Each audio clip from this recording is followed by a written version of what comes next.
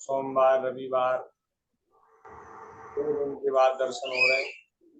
तो अब आज हम सब लोग फिर उपस्थित हुए हैं, तो पुनः भगवान की दया से हम सत्संग को आगे बढ़ा रहे हैं। श्री वृंदावन बिहारी लाल की जय। हरि ओम तत्सत। श्रीमते रामचंद्राय नमः। ओम नमः परमहंसाय स्वादित चरण कमल चिन्मकरंदाय भक्तजनमानस निवासाय श्री रामचंद्राय कृष्णाय वासुदेवाय हरे परमात्मने प्रणतक्लेशनाशाय गोविंदाय नमो नमः। प्रह्लाद नारद पराशर पुंडरीक व्यासाम्बरीश शुक शौनक भीष्म लालव्यान रुक्मांगदार्जुन वशिष्ठ विभीषणादीन पुण्यानिमान परम भागवतां नमामि। सारी जुगन में भक्ति तिनके पद की धूरी सर्वस्व सिर धरि राखियो मेरी जीवन मोरी।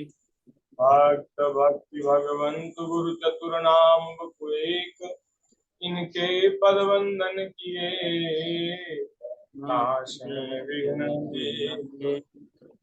वंदं गुरुपद कंज कृपा सिंधु नर रूप हरि महामोहतम पुण्य जासु वचन कर श्री राम जय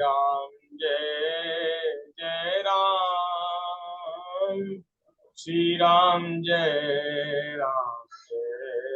जय राम। बोलिए श्री राम जय राम जय जय राम श्री राम जय राम जय जय राम। सीताराम जय सीताराम सीताराम जय सीताराम सीताराम जय सीताराम सीताराम जय सीताराम। राधे श्याम जय राधे श्याम राधे श्याम जय राधे श्याम राधे श्याम जय राधे श्याम राधे श्याम जय राधे श्याम। जय जय श्यामा जय जय श्याम जय जय श्री वृंदावन धाम। जय जय श्यामा जय जय श्याम जय जय श्री वृंदावन धाम। श्री राम जय जय राम श्री राम जय राम जय जय राम श्री राम जय जय राम श्री राम जय जय राम। श्री सीतारामचंद्र भगवान की जय। श्री वृंदावन बिहारी लाल की जय। श्री मद्भागवत महापुराण की जय। श्री सुखदेव जी महाराज की जय। श्री व्यास भगवान की जय। श्री गुरुदेव भगवान की जय, सब संतन की जय, सब हरि भक्तन की जय। जय जय श्री राधे श्याम, जय जय श्री सीताराम, हर हर महादेव की जय। नारायण नारायण नारायण, हरि शरणम भक्तवांछा कल्पतरु, भक्तवत्सल शरणागत वत्सल, दीनबंधु दया सिंधु, असंख्य कल्याण गुणगण निलय, अकारण करुणा वरुणालय, सच्चिदानंद घन मूर्ति, कृपा करुणा के समुद्र, भगवान श्री वृंदावन बिहारिणी बिहारी जी की महती कृपा करुणा से हम सभी को श्रीमद् भागवत जी की मंगलमयी कथा श्रवण करने का परम दुर्लभ सौभाग्य प्राप्त हो रहा है। अपने अपने घरों में बैठकर हम सब लोग भागवत जी का कुछ सत्संग करके, भागवत जी की कुछ चर्चा करके अपने समय को सार्थक कर रहे हैं, अपने जीवन को धन्य कर रहे हैं, अपने कानों को पवित्र कर रहे हैं। ब्रज की पवित्र भूमि में बैठकर यहाँ ठाकुर जी के चरणों की सन्निधि में श्रीमद् भागवत जी का आश्रय लेकर हम कुछ चर्चा करके अपनी वाणी को पवित्र कर रहे हैं। भागवत जी की चर्चा चल रही है 5वें स्कंद में, आज 9वां अध्याय है। 5वें स्कंद में 9वां अध्याय है और कथा चल रही है श्री भरत जी महाराज की, जो श्री श्री ऋषभदेव भगवान के पुत्र श्री भरत जी, राजर्षि भरत जी, और फिर दूसरे जन्म में हिरण बने, तीसरे जन्म में ब्राह्मण कुल में उनका जन्म हुआ और उनको वहां जड़ भरत के नाम से पुकारा गया। जड़ भरत, जड़ कहते हैं पागल को, पागल के जैसे आचरण होते हैं ना, उसको जड़ कहते हैं, एकदम जड़ है, पागल है, तो उनको जड़ भरत कहा गया। वे पागल नहीं थे, वे वास्तव में बड़े ज्ञानी विज्ञानी, अपने आत्मा में परमात्मा में लीन रहने वाले महापुरुष थे, लेकिन बाहर से अपने आप को ऐसा बनाकर रखते थे कि कोई पहचान न पावे। बाहर से पागल की सी एक्टिंग करते, नाटक करते, और भीतर से निरंतर परमात्मा के स्मरण में डूबे रहते। देखो, ये होती है संतों की वास्तविकता, संतों की पहचान ये होती है। जो अच्छे संत होते हैं ना, वे कभी अपने आप को प्रचारित नहीं करना चाहते, वे कभी अपने आप को किसी दूसरे के सामने प्रकट नहीं करते, अपने हृदय की बात वे अपने हृदय में छुपा कर रखते। हाँ, इसीलिए संतों को पहचानना बड़ा कठिन है।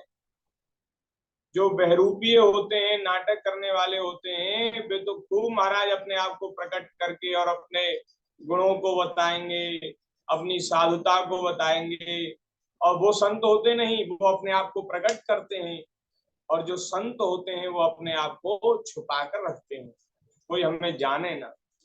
क्यों ऐसा क्यों करते हैं? क्योंकि देखो, संसार को रिझाने में और संसार की वाह वाह लूटने में कोई सार नहीं, कोई सार नहीं, कुछ भी नहीं मिलता। ये महाराज संसार की जो प्रशंसा है और निंदा है, दोनों ही प्राय झूठी होती है। संसार के लोग प्रशंसा भी प्राय झूठी करते हैं, निंदा भी प्राय झूठी करते हैं। तो खूब आप लोगों को प्रसन्न करना चाहो, सब लोगों को प्रसन्न नहीं कर सकते। संसार को रिझाने में, संसार को आकृष्ट करने में कोई सिद्धि नहीं है, कोई लाभ नहीं है, और इससे परमात्मा दूर हो जाते। भगवान जब ये देखते हैं कि अरे ये तो लोगों को रिझाने में लगा है, तो जब परमात्मा का आश्रय, परमात्मा का भरोसा छोड़कर हम दूसरे किसी का आश्रय लेते हैं, तभी हमारी भक्ति, हमारी साधुता वो खंडित हो जाती, नष्ट हो जाती। भक्ति जो है वो अन्य आश्रय को स्वीकार नहीं करती। भक्ति अनन्या होती है। जैसे कोई पतिव्रता स्त्री अपने पति को ही, अपने स्वामी को ही अपना सर्वस्व मानती है। वह किसी दूसरे का भरोसा नहीं करती, किसी दूसरे पर विश्वास नहीं करती। ऐसे ही जो भक्ति महारानी है, वो महाराज केवल और केवल प्रभु के चरणों में विश्वास और उनके आश्रय को ही स्वीकार करती हैं। जहां संसार के लोगों में वो हुआ, वहीं भक्ति खंडित हो जाती है। इसलिए महाराज साधु जन, संत जन, वे अपने आप को प्रकट करने से बचते हैं। और देखो, हमें भगवान जाने, केवल भगवान जाने, हमारे हृदय की बात हमारे हृदय के स्वामी हृदयेश्वर अंतर्यामी प्रभु जाने, और किसी को जनाने की आवश्यकता नहीं है। कहु कवन सिद्धि लोक रिझाए, प्रभु जानहि सब बिनहि जनाए। प्रभु जानहि सब बिनहि जनाए। प्रभु तो सब जानते हैं, प्रभु को जनाने की जरूरत नहीं, प्रभु को बताने की जरूरत नहीं, वो तो सब जानते, हृदय की बात जानते, हृदय में ही बैठे। और भैया संसार को रिझाने में, संसार को जनाने में क्या रखा है? कहु कवन सिद्धि लोक रिझाए। कहिए तो सही, संसार को रिझाने में क्या रखा है? कोई उपलब्धि नहीं। इसलिए महाराज साधु जन अपने आप को छिपाते हैं। हमारे महाराज जी कहते हैं, एक बड़ी अच्छी बात कहते हैं कि पहले के साधु अपने को छिपाते थे और आज के साधु अपने आप को छपाते हैं। पहले छिपाते थे, अब छपाते हैं। अब प्रचार प्रसार का युग है, इसलिए सारी शक्ति प्रचार में लगी है। अपने बैनर बनवाते हैं, कार्ड बनवाते हैं, अपना बायोडाटा बनवाते हैं कि कहाँ जन्म हुआ, कहाँ पढ़े लिखे, किन संतों का आश्रय लिया, किन गुरु से दीक्षा ली, कैसे कैसे गुण बच्चापन से प्रकट हुए, ये सब ऐसा बायोडाटा बनता है, संतों का छपता है। आपने देखा होगा शायद, संतों का तो नहीं, वक्ताओं का तो छपता है। जो कथा कहने वाले होते हैं ना, उनको उनका छपता है। तो भैया ऐसे लोगों से सावधान रहना है, क्योंकि अच्छे महात्मा अपने आप को छिपाते। और श्री भरत जी महाराज ने तो इतना छिपाया, इतना छिपाया कि इनको वास्तव में कोई जान ही नहीं पाया। महाराज इनके माता पिता इनको नहीं जान पाए। पिताजी ने देखा कि ये बच्चे की तो बुद्धि थोड़ी मंद है, एकदम आचरणहीन है, और इसको तो बिल्कुल अपने देह का, उसका संसार का बिल्कुल भान नहीं है। तो वे बड़े बेचारे निराश हो गए, उदास हो गए। इनको ठीक करने की, इनकी बुद्धि सुधारने की खूब उन्होंने चेष्टा की, लेकिन वे अपने प्रयास में सफल नहीं हुए। उन्होंने बहुत प्रयास किया इनको पढ़ाने का, भाई विद्वान बने, बच्चा पढ़ जाए, ब्राह्मण का बालक है, पढ़ जाए, लेकिन इन्होंने महाराज कुछ भी पढ़ना स्वीकार नहीं किया। क्यों? क्योंकि इनको अपने पूर्व जन्मों की स्मृति थी, अपने पूर्व जन्मों की याद थी। इनको याद था कि कैसे मैं चक्रवर्ती सम्राट अपने साम्राज्य का त्याग करके, रानियों का, पुत्रों का, अपने साम्राज्य का, धन का, संपत्ति का, महल का त्याग करके गंडकी नदी के तट पर तपस्या कर रहा था। भजन में मेरा मन लग गया था, भगवान की भक्ति में मैं डूबा रहता था।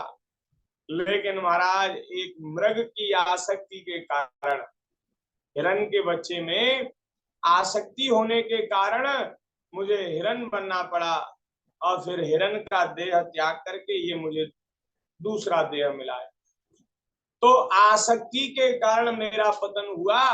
मेरा कल्याण, मेरा मोक्ष उसी जन्म में हो जाना चाहिए था। इतनी रुकावट क्यों आई, इतनी बाधा क्यों आई? आसक्ति के कारण आई। तो अब इन्होंने निश्चय कर लिया था कि अब संसार में कहीं आसक्ति करनी ही नहीं है। संसार में आसक्ति नहीं करनी है। लेकिन भैया एक बात हम आपसे कहें, आप भले ही संसार में आसक्ति न करना चाहें, लेकिन जब आप बहुत अच्छे हैं, गुणवान हैं, शीलवान हैं, अच्छे पढ़े लिखे विद्वान हैं, समझदार हैं, सुंदर हैं, तो लोग, संसार के लोग आपके पीछे पड़ जाएंगे, संसार पीछे पड़ जाएगा। क्योंकि जो गुण है ना, गुण, उसको संस्कृत में गुण को रस्सी कहा जाता है। गुण माने रस्सी होता है, और रस्सी से क्या होता है, रस्सी से बंधन होता है, रस्सी से बांधा जाता है ना, गुण भी बांधने वाला है महाराज, गुण से भी बंधन हो जाता है। आप बहुत गुणवान हैं तो आपको संसार के लोग छोड़ेंगे नहीं, बांध के रखेंगे, और एकदम पागल बन जाओ, एकदम ऐसे बन जाओ, बिल्कुल कोई गुण ना हो तो संसार के लोग हाथ जोड़ लेंगे, भैया अब हमसे तुम्हारा पालन पोषण नहीं होता। महाराज ये देखो गुण से कैसे बंधन होता है, एक उदाहरण महापुरुष देते हैं। संत कहते हैं कि कौआ जो है खूब महाराज कांव कांव करते हुए घूमते हैं, कौए को कोई नहीं पकड़ता, कौए को कोई नहीं चाहता, क्यों? क्योंकि उसमें कोई गुण नहीं है, काए काए करता है, उसकी आवाज भी कर्कश है। और तोता महाराज बड़ा सुंदर होता है, नासिका उसकी बड़ी महाराज ऐसी लगती है अच्छी, और उसमें गुण होता है कि वो बात को दोहरा लेता है, वो बोलना सीख जाता है। आप उसको कुछ सिखाओ बोलना तो वो बोलना सीख जाता है, दोहराना सीख जाता है। तो इस गुण के कारण तोते को लोग पकड़ते हैं, पिंजरे में बंद कर देते हैं, तोता बांधा जाता है, लेकिन कौवे तमाम ढोलते हैं, कौओं को कोई नहीं पकड़ता। क्यों नहीं पकड़ता? क्योंकि कौओं में कोई गुण नहीं है। इसलिए भैया गुण भी बंधनकारी है। तो श्री भरत जी महाराज ने विचार किया कि अब की बार तो बिल्कुल पागल बन जाना है, एकदम महाराज ऐसे रहते कि ऐसा लगता कि कोई महाराज अधम ब्राह्मण है, आचारहीन विचारहीन ब्राह्मण है, न नहाते थे, न महाराज वस्त्र पहनते थे, फटे टूटे कुछ मिल गया तो पहन लिया, नहीं तो उघारे ही घूम रहे हैं। और महाराज जनेऊ भी कंधे पर नहीं रखते थे, जनेऊ संस्कार करवाया पिताजी ने, गायत्री की दीक्षा दी, गायत्री मंत्र आपने याद नहीं किया, और जनेऊ को उतार फेंका, नहाते थे नहीं, मैल शरीर में जमा था, और एक स्वापी कुछ अंगोछा लपेट लिया, ऐसे ही घूम रहे। किसी ने कुछ खाने को दे दिया, खा लिया, और नहीं तो भूखे प्यासे ही घूम रहे, विचरण कर रहे। कहीं कहीं किसी ने मजदूरी में लगा दिया तो मजदूरी करने लग जाते, और कहीं कहीं किसी ने महाराज कुछ खाने पीने को दे दिया तो खा पी लेते, नहीं तो ऐसे विचरण करते रहते। माता पिता को उनके आचरण से बड़ा महाराज चिंता हुई, दुख हुआ, और वे बेचारे चिंता में उनका शरीर छूट गया, माता पिता स्वर्गवासी हो गए। अब इनके बड़े 9 भाई थे, लेकिन 9 भाइयों में से किसी ने इनको अपने साथ रखना नहीं चाहा। क्यों? क्योंकि पागल को कौन रखे, पागल से कौन प्रेम करे, लोग उन्होंने छोड़ दिया ऐसी, बेचारे इधर उधर घूमते, जैसे तैसे अपना पेट भरते, और लेकिन इनको कोई दुख नहीं था, न किसी से राग था, न किसी से द्वेष था, निरंतर अपने आत्मा में डूबे रहते, अपने आत्म स्वरूप में लीन रहते थे, भगवान का स्मरण करते रहते थे। देह से और संसार से ये महाराज बिल्कुल अपना संबंध विच्छेद कर चुके थे। तो इनके भाइयों ने देखा कि बेचारा भूखा प्यासा घूमता है, दूसरों की मजदूरी करता है, चलो इसको कुछ काम पे लगा दो। उन्होंने महाराज खेत की मेड़ बनाने के लिए इन्होंने कह दिया, क्यारी जो होती हैं उनको एक सी करने के लिए, मेड़ बनाने के लिए कह दिया, एक फावड़ा दे दिया, और बोले यहाँ खेत में काम किया करो, तुम्हारे लिए 2 समय भोजन हम ले आया करेंगे। अब महाराज ये इन्होंने उनकी बात को माना तो सही, लेकिन महाराज पता नहीं जानबूझ के अथवा अनजाने में ये मेड़ को टेढ़ी मेढ़ी कर देते, कहीं गड्ढा कर देते, कहीं मिट्टी का टीला बना देते, खेत को महाराज इन्होंने एकदम खराब कर दिया। भाइयों ने देखा ये तो किसी काम के नहीं, महाराज उनको फिर से उनको निकाल दिया। बोले भैया तुमसे कुछ होगा नहीं, हमको तुम हमें हमारे पास तुमको खिलाने के लिए कुछ नहीं। अब तो महाराज ये ऐसी विचरण करते थे, कभी जंगल में पड़ जाते, कभी खेत पे सो जाते, कभी नदी किनारे सो जाते, किसी से इनको भय तो था ही नहीं। एक बार क्या हुआ, जंगल में डाकुओं के सरदार ने एक महाराज काली को प्रसन्न करने के लिए एक नर बलि देने का निश्चय किया, मनुष्य की बलि। तो बलि देने के लिए एक आदमी को पकड़ा गया था, और महाराज रात का अंधेरा था, बलि बलि वाली ही रात थी, आज रात्रि को बलि होने वाली है, और अंधेरी रात थी। तो वो आदमी महाराज बड़ा भयभीत था, और वो बच के किसी प्रकार वहां से भाग गया। जंगल में उसको बहुत ढूंढा गया लेकिन वो नहीं मिला। तो डाकुओं का जो सरदार था वो नाराज हुआ, उसने कहा कि भाई किसी को पकड़ के लाओ, बलि तो आज होनी है। तो वो डाकुओं के जो सेवक थे ना सरदार के, वो डाकू सब आए और जंगल में घूमने लगे, ढूंढने लगे। तो ये महाराज वहां लेटे हुए थे, और हट्टे कट्टे मजबूत शरीर था। तो इनको पकड़ के वो महाराज अपने सरदार के पास पहुंच गए। सोचने लगे कि सरदार बड़ा खुश होगा, ये जो नर पशु है ये बड़ा महाराज बलिष्ठ है, शरीर इसका तो मोटा ताजा है, हष्ट पुष्ट है। तो वहां जाकर के सरदार के सामने उनको खड़ा कर दिया, और बलि देने की जब बात आई तो पहले इनको नहलाया धुलाया गया, भोजन कराया गया, और बढ़िया वस्त्र पहनाए गए, और फिर जब बलि का तिलक चंदन लगाया गया, और बलि देने का जब समय आया तो महाराज एक पत्थर पर इनका सिर रख दिया। अब भागवत जी में वर्णन है कि एक तो महाराज शास्त्र में ब्राह्मण वध का सर्वथा निषेध किया गया। ब्राह्मण भले कितना अपराध करे, उसको मृत्यु दंड नहीं दिया जाना चाहिए, ये शास्त्र की मर्यादा है। और उसमें भी महाराज ये तो अधम ब्राह्मण के लिए है कि कोई अधम ब्राह्मण भी मृत्यु दंड का अधिकारी नहीं है, उसको मृत्यु दंड नहीं मिलना चाहिए। और ये तो ब्रह्म भाव को प्राप्त हुए बैरहीन समस्त प्राणियों के सुहृद एक ब्रह्म ऋषि थे, ब्रह्म ऋषि थे, इनका किसी से वैर भाव नहीं था, और सब प्राणियों का ये हित विचार करते थे, सबके मंगल की कामना करते थे।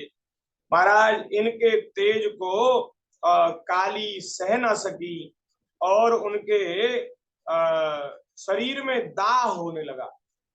भरत जी के ब्रह्म तेज से काली का शरीर फटने लगा, दाह होने लगा, और वो महाराज भद्रकाली एकाएक मूर्ति को फाड़ कर प्रकट हो गई। बोलिए काली मैया की जय। तो महाराज भद्रकाली की मूर्ति फट गई, और उसमें से काली प्रकट हो गई, और महाराज हाथ में तलवार है, खड़ग है, धनुष है, चक्र है, ओ बड़ा महाराज विकराल विकट स्वरूप है, बड़ी भयंकर हो रही है, केस खुले हुए हैं। और उन्होंने महाराज उन दुष्टों के उनकी हाथ से खड़ग छुड़ाई, और महाराज उस खड़ग से उन दुष्टों के सर उनके धड़ से अलग कर दिए, उनको ही मार दिया। जो उन महात्मा भरत को मारना चाहते थे, बलि देना चाहते थे, उन महाराज दुष्टों को ही काली ने मार दिया। और महाराज उनका गरम गरम रुधिर काली ने पिया, और वो बड़ी महाराज भयंकर जान पड़ती थी, उनका स्वरूप बड़ा भयंकर था, ऐसा लगता कि संसार को भस्म कर डालेंगी। उन्होंने बड़ी जोर का अट्टहास किया, और महाराज उनके सिरों से जो उनके सिर काटे थे उनसे महाराज गेंद खेलने लगी काली, फुटबॉल खेलने लगी, नाचने लगी, और महाराज नृत्य करने लगी। बड़ा भयंकर वहां दृश्य उपस्थित हो गया। और महाराज उन्होंने जब वो सावधान हुई, सामान्य हुई, उन्होंने भरत जी से कहा बोले महाराज आपके जैसे ब्राह्मण, आपके जैसे ब्रह्म ऋषि की बलि में कैसे स्वीकार कर सकती हूँ। मेरे अनुचरों के द्वारा, इन दुष्टों के द्वारा अपराध हुआ है, इसलिए आप मुझे क्षमा कीजिए। श्री सुखदेव जी परीक्षित जी से कहते हैं, परीक्षित, महापुरुषों के प्रति किया हुआ अत्याचार इसी प्रकार ज्यों का त्यों अपने ही ऊपर आके पड़ता है।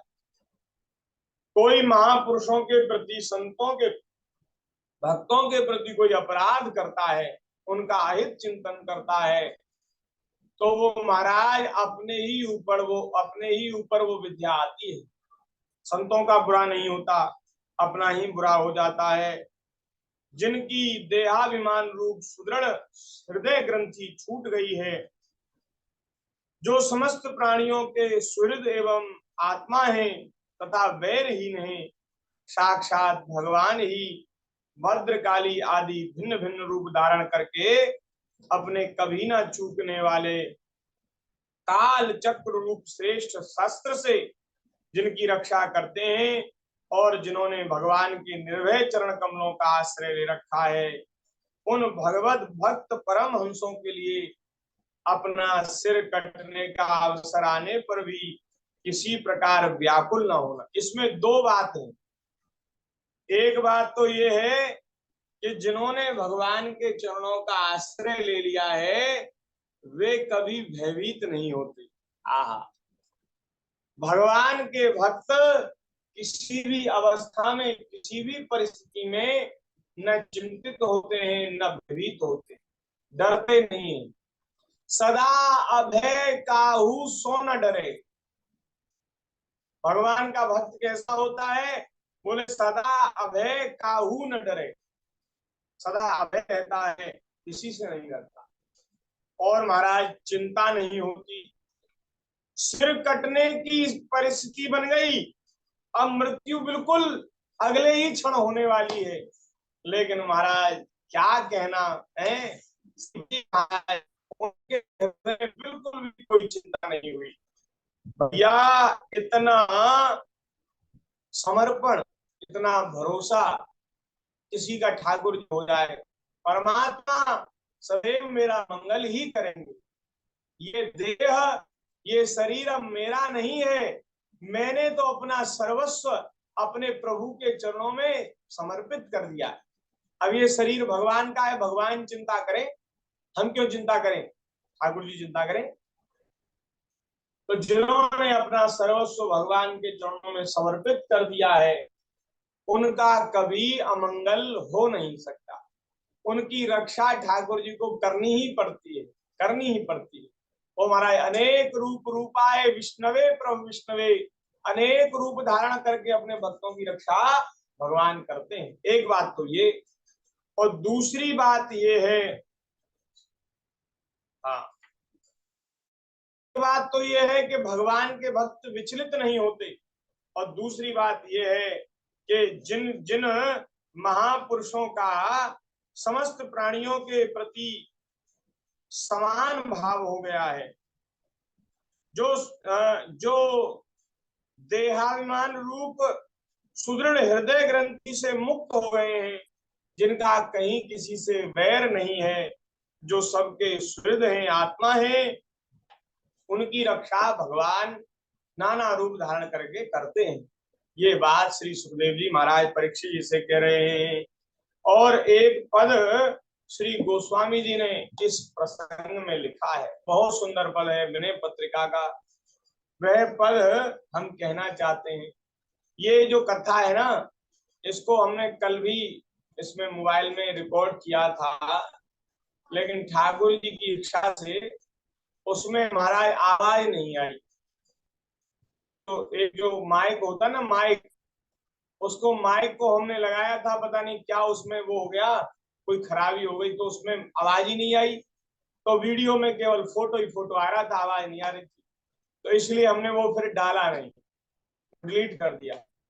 अब ये चर्चा दोबारा से ठाकुर जी की दया से आज हो रही है। और ये जो पद है ना, बड़ा सुंदर पद है, इसको हमें बड़ा अच्छा लगता है, इसलिए सुनाना चाहते हैं।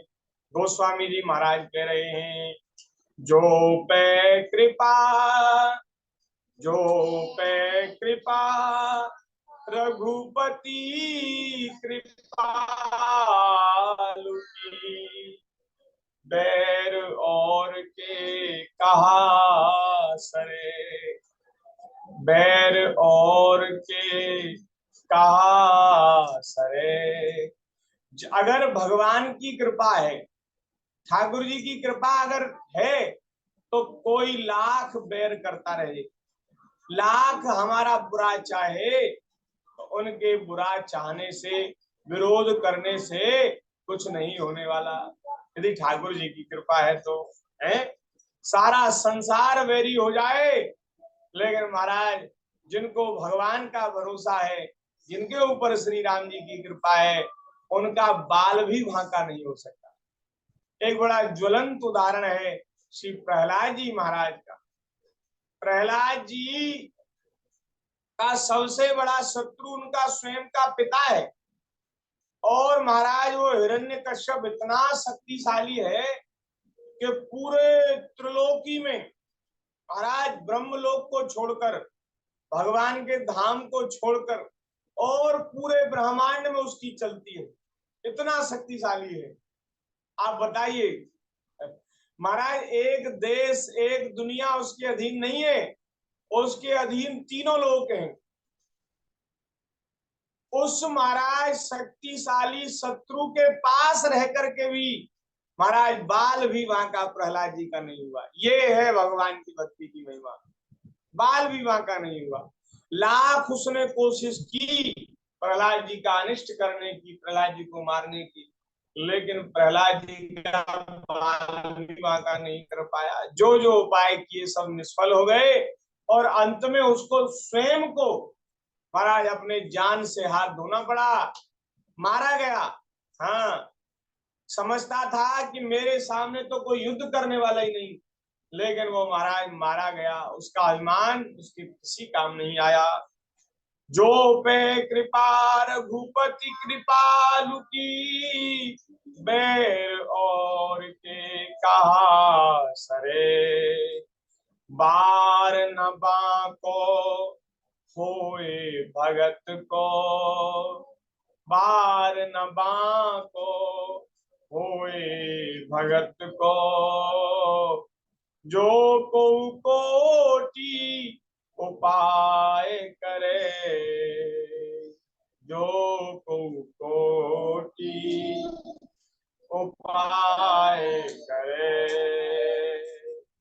जो पे कृपा रघुपति कृपालु की, बैर और के कहा सरे, तके नीच जो नीच साधु की, सो पामर तेहि नीच मरे, वेद विदित प्रहलाद कथा सुनी, तो न भगति पथ पांघरे,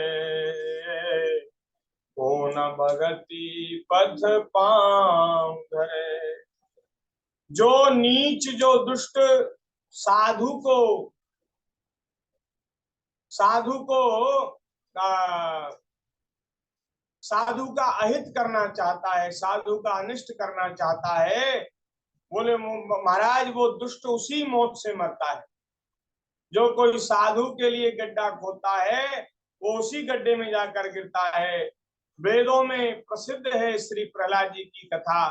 बोले महाराज उसको सुनकर ऐसा कौन है जो भगवान की भक्ति के मार्ग पर पैर नहीं रखे। जो भगवान की भक्ति के मार्ग पर पैर नहीं रखता, प्रहलाद जी की कथा सुनने के बाद भी, वो तो महाराज मनुष्य ही नहीं है, वो तो पशु है। प्रहलाद जी की कथा सुनकर के तो सबको भक्ति करनी चाहिए। गज उधार हरि थप्यो विभीषण, ध्रुव विचल कबहू न टरे, अम्बरीश की साप सुरति कर, अजहु महामुनि ग्लानि करे, अजहु मुनि ग्लानि करे। महाराज भगवान ने गज का उद्धार किया, ग्राह का वध किया, और भगवान श्री रामचंद्र जी ने रावण का वध करके विभीषण जी को लंका का राज्य प्रदान किया। ध्रुव जी को ऐसा पद प्रदान किया जो महाराज सर्वकाल में स्थिर रहता है। जब महाप्रलय होती है तो तीनों लोग डूब जाते हैं, लेकिन जो ध्रुव लोक है वो प्रलय में भी स्थिर रहता है। और श्री अम्बरीश जी महाराज, उनकी तो ऐसी सुंदर कथा है क्या कहना अम्बरीश जी की भक्ति का। उनका अपराध करने के कारण दुर्वासा जी को बड़ा कष्ट सहना पड़ा। आज भी अम्बरीश जी की याद आती है तो दुर्वासा जी को बड़ी ग्लानि होती है कि मैंने भगवान के भक्त से क्यों विरोध किया, मुझे कैसा कष्ट सहना पड़ा। शोधो कहा जुन कियो सुजोधन, अबुध आपने मान जरे। प्रभु प्रसाद सौभाग्य विजय जस, पांडव ने बरियाई बरे। दुर्योधन ने पांडवों का अनिष्ट करने के लिए क्या क्या नहीं किया। वो महाराज अभिमानी, निरंतर अपने अभिमान के कारण जलता रहता था, मूर्ख। उसने पांडवों को मारने के लिए सारे प्रयत्न किए और सब कुछ किया, लेकिन भगवान की कृपा पांडवों के ऊपर थी।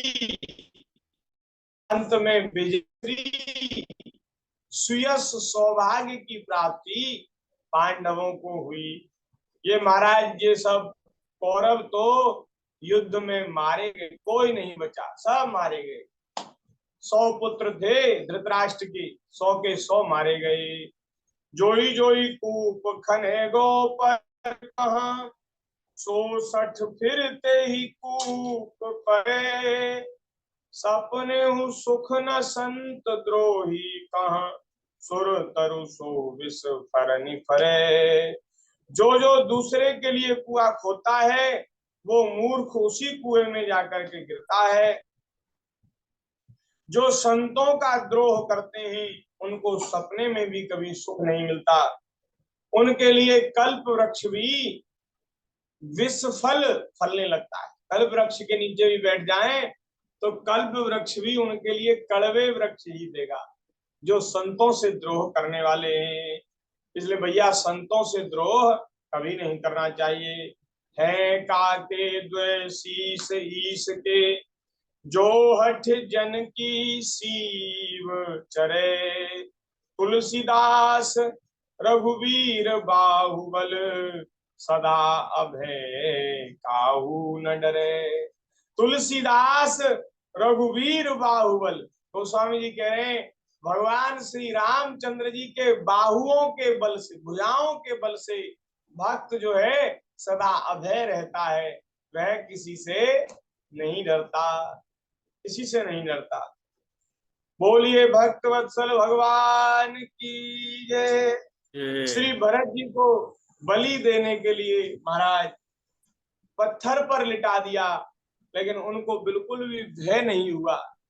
भैया जिसको बिल्कुल भी चिंता अपनी नहीं होती ना, अपने अपने शरीर की, अपने सगे संबंधियों की, जिनको बिल्कुल चिंता नहीं रहती, निरंतर जो भगवान के स्मरण में लीन रहते हैं, उनकी चिंता भगवान को करनी पड़ती है। हाँ है, तो इसलिए ठाकुर जी का भरोसा, ठाकुर जी का विश्वास हृदय में धारण करना चाहिए और भगवान की भक्ति हम सबको करनी चाहिए। ये जो 9वां अध्याय आज शुरू हुआ ये यहाँ पूरा हो गया। आगे 10वें अध्याय की चर्चा भगवान की दया से आगे कल करेंगे। आज के सत्संग को यहीं विराम कर रहे हैं। बोलिए भक्तवत्सल भगवान की जय। जय जय श्री राधे श्याम। आज के सत्संग को यहीं विराम करें, उससे पहले हरि चरणम हरि शरणम हरि शरणम हरि शरणम शरणम हरि शरणं हरि शरणं हरि शरणं हरि शरणं हरि शरणं हरि शरणं हरि शरणं हरि शरणं हरि शरणं शरणं हरि हरि शरणं शरणं हरि शरणं हरि हरि शरणं हरि शरणं हरि शरणं हरि शरणं हरि शरणं हरि हरि शरणं शरणं हरि शरणं हरि शरणं हरि शरणं श्री वृंदावन बिहारी लाल की जय। जय जय श्री राधे। ये संत श्री राधा कृष्ण दास महाराज की जय। लाल की जय। ला कोई देख लें, भजन देख लें इसमें डायरी में। की जय। श्री भक्तिमती मीरा जी की जय। श्री मीरा जी बड़े महाराज भाव में भरकर व्याकुल हृदय से कह रही हैं, अब मैं शरण तिहारी जी, मोहि राखो कृपा निधान। अब मैं शरण तिहारी जी, मोहि राखो कृपा निधान। अब मैं शरण तिहारी जी, मोहि राखो कृपा निधान। राखो कृपा निधान। अब राखो कृपा निधान। अब मोहि राखो कृपा निधान। अब मोहि राखो कृपा निधान। अब मैं शरण तिहारी जी, मोहि राखो कृपा निधान। हे कृपा सिंधु, मैं आपकी शरण में आई हूँ, मैं आपकी शरण में आया हूँ। अब आप मेरी रक्षा करें। हैं? क्यों रक्षा करें? क्योंकि आप अपने शरणागतों की रक्षा करने वाले हैं। आप शरणागत वत्सल हैं। जो भयभीत होकर आपकी शरण में आता है, आप उसकी रक्षा करते हैं, आप उसकी संभाल करते हैं। इसलिए आप हमारी भी कीजिए। तो क्या कह रही मीरा जी? अजामिल अपराधी तारे, अजामिल के जैसे अपराधियों को आपने तारा। अजामिल अपराधी तारे, तारे नीच सदान। हाँ, तारे नीच सदान। जल डूबत गजराज उबारे, जल डूबत गजराज उबारे। गणिका चढ़ी विमान, गणिका चढ़ी विमान। अब मोहि राखो कृपा निधान। अब मोहि राखो कृपा निधान। अब मोहि राखो, सब गाइए। निधान अब मोहि राखो कृपा निधान। माइक खोलिए। अब मैं शरण तिहारी जी, अब मोहि राखो कृपा निधान। अब अब मोहि चरण चरण तिहारी तिहारी जी, मोहि रखो कृपा निधान। मीरा जी कह रही हैं कि हे प्रभु, यदि आप ये कहते हो कि अरे तुम तो बड़े पापी हो, तुम तो ऐसे हो, तुम तो ऐसे हो, तो प्रभु हम आपसे निवेदन कर रहे हैं, क्या आप, हम पापी हैं ये तो ठीक है, लेकिन क्या आप पतित पावन नहीं है? क्या आपने पापियों के उद्धार का बीड़ा नहीं उठाया है? आपने जिम्मेदारी ली है, पापियों का उद्धार करने की आपने प्रतिज्ञा करी है, इसलिए आपको कृपा करनी चाहिए। अगर आप पापियों का उद्धार नहीं करते होते तो अजामिल को क्यों उतारा? अजामिल को क्यों उतारा? गजराज को क्यों उबारा? नीच सदन कसाई को क्यों तारा? और महाराज गणिका, गणिका वैश्या वो विमान पर क्यों चढ़ी? आपके धाम जाने के लिए विमान पे कैसे चढ़ी? अगर आप पापियों को नहीं तारते तो इन सबको क्यों तारा? और इन सबको तारा है तो हमें भी तारना पड़ेगा, है? उनसे उनसे हिसाब न पूछा, हमसे हिसाब क्यों है? और वो एक श्री राजेश्वरानंद जी भजन गाते थे, राजेश्वरानंद जी भजन गाते थे कि महाराज बड़ी सुंदर पंक्ति है कि जलवा दिखाने वाले रुख पे नकाब क्यों है? जलवा दिखाने वाले रुख पे नकाब क्यों है? गणिका से कुछ न पूछा, मुझसे हिसाब क्यों है? वाह वाह वाह। गणिका से कुछ नहीं पूछा, मुझसे हिसाब किताब करते हो, ये ठीक नहीं, ये नहीं चलेगा। पापियों को तारा है तो आगे भी तारना पड़ेगा। अजामिल अपराधी तारे, तारे नीच सदान, जल डूबत गजराज उबारे, गणिका चढ़ी विमान। अब मैं शरण तिहारी जी, मोहि राखो कृपा निधान। और अधम